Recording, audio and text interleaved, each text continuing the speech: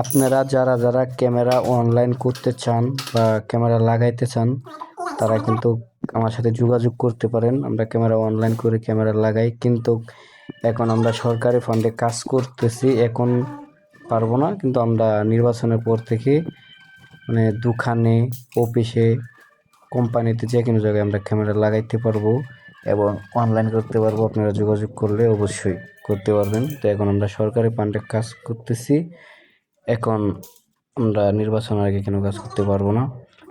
তো বিষয়টা হচ্ছে যে আমরা গাজীপুর কালিয়াকুরের প্রথম ইউনিয়নে যতগুলা কেন্দ্র আছে, আমরা লোক আছি অনেক। তো একজন একক কেন্দ্রে কাজ করতেছি আমরা।